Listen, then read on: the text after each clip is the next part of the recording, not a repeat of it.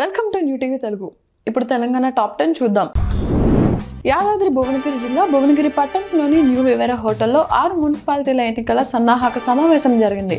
ఈ సమావేశానికి తెలంగాణ రాష్ట్ర పంచాయతీ రాజ్ శాఖ మంత్రి, భువనగిరి పార్లమెంట్ ఎన్నికల ఇన్ఛార్జ్ సీతక్క ముఖ్య అతిథిగా హాజరయ్యారు. ఎమ్మెల్యే బీర్ల ఐలయ్య, భువనగిరి ఎమ్మెల్యే కుంభం అనిల్ కుమార్ రెడ్డి, తుంగతుర్తి ఎమ్మెల్యే మందుల సామెలి కూడా ఈ కార్యక్రమంలో పాల్గొన్నారు. ఎన్నికల సన్నాహక చర్యలపై చర్చించారు. మహబూబ్ నగర్ ఎంపీ డీకే అరుణ మాట్లాడుతూ, వికసిత్ భారత్ లక్ష్యంగా ఉపాధి హామీ కూలీలకు చేసిన పనికి 15 రోజుల్లోనే డబ్బులు అందజేస్తామని తెలిపారు. గోపులపూర్ గ్రామంలో ఈ పథకంపై ప్రజలకు అవగాహన కల్పించారు. గతంలో కంటే ఉపాధి పని దినాలను 25 రోజులు అదనంగా పెంచామని, కూలీల హాజరును పక్కాగా నమోదు చేసేందుకు ప్రత్యేక ఏర్పాట్లు చేశామని ఆమె పేర్కొన్నారు. కేంద్ర ప్రభుత్వ పథకాలను ప్రజలు సద్వినియోగం చేసుకోవాలని ఎంపీ కోరారు. గీసుకొండ మండలంలోని కొమ్మల దేవస్థానానికి మెయిన్ రోడ్ నుండి గుడి వరకు గత 6 నెలల క్రితం స్థానిక ఎమ్మెల్యే శంకుస్థాపన చేశారు.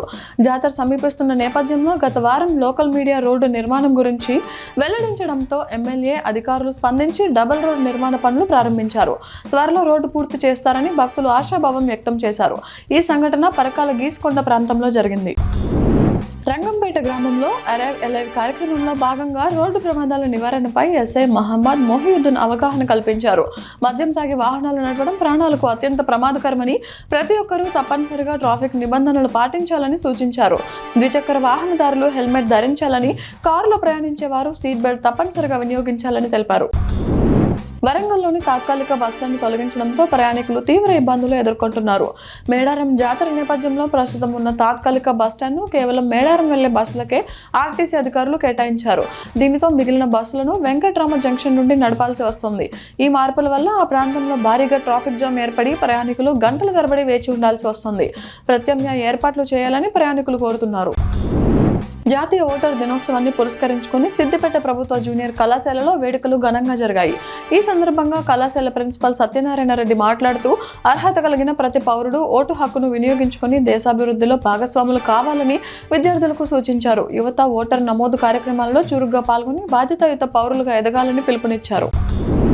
కామారెడ్డి జిల్లా కేంద్రంలోని గిరిజన బాలుర ఆశ్రమ పాఠశాలను జిల్లా కలెక్టర్ ఆశీష్ సౌంగ్యాన్ ఆకస్మికంగా తనిఖీ చేశారు. పాఠశాలలో విద్యా బోధన, వసతి, భోజన ఏర్పాట్లు, స్టోర్ రూమ్ వంటి అంశాలను ఆయన పరిశీలించారు. విద్యార్థులతో స్నేహపూర్వకంగా మాట్లాడి భోజన వసతులపై ఆరా తీశారు. అనంతరం పాఠశాల ఆవరణలో విద్యార్థులతో కలిసి వాలీబాల్ ఆడి వారిలో ఉత్సాహం నింపారు. చదువుతో పాటు క్రీడల్లోనూ రాణించాలని విద్యార్థులకు సూచించారు. మహబూబాబాద్ జిల్లా కేంద్రంలోని 16వ వార్డులో అభివృద్ధి పనులకు శంకుస్థాపన చేయడానికి వచ్చిన కాంగ్రెస్ ఎమ్మెల్యే మురళీ నాయక్ను స్థానిక మహిళలు నిలదీశారు. 2 సంవత్సరాలుగా తమను పట్టించుకోలేదని, ఎన్నికలు వస్తున్నాయని, ఇప్పుడు ఓట్ల కోసం వస్తున్నారని మహిళలు ఎమ్మెల్యేలపై విరుచుకుపడ్డారు. ఈ సంఘటన ఉమ్మడి వరంగల్ జిల్లాలో చోటు చేసుకుంది. యూత్ కాంగ్రెస్ రాష్ట్ర అధ్యక్షుడు జక్కడి శివచరణ్ రెడ్డి అచ్చంపేట నియోజకవర్గంలో పర్యటించనున్నారు. ఈ పర్యటనలో భాగంగా అచ్చంపేట పట్టణంలో నిర్వహించే ప్రత్యేక సమావేశానికి యూత్ కాంగ్రెస్ శ్రేణులు భారీగా తరలి రావాలని ఎమ్మెల్యే డాక్టర్ చిక్కుడు వంశీకృష్ణ పిలుపునిచ్చారు.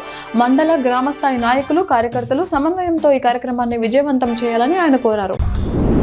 భద్రాచలంలో భక్త రామదాసు 393వ జయంతి ఉత్సవాలు శ్రీ సీతారామచంద్రస్వామి వారి దేవస్థానంలో వైభవోపేతంగా ప్రారంభమయ్యాయి. ప్రముఖ వాగ్గేయకారుడు, దాశరథి శతకకర్త, భద్రాచల దేవస్థాన ఆలయ నిర్మాత అయిన రామదాసుకు భక్తజనం, సంగీత కళాకారులు నీరాజనం పలికారు. ఈ సందర్భంగా ఆలయం సంగీత కళాకారులు ఆలపించిన కీర్తనలతో సంగీత సాగరంలో ఓలలాడింది.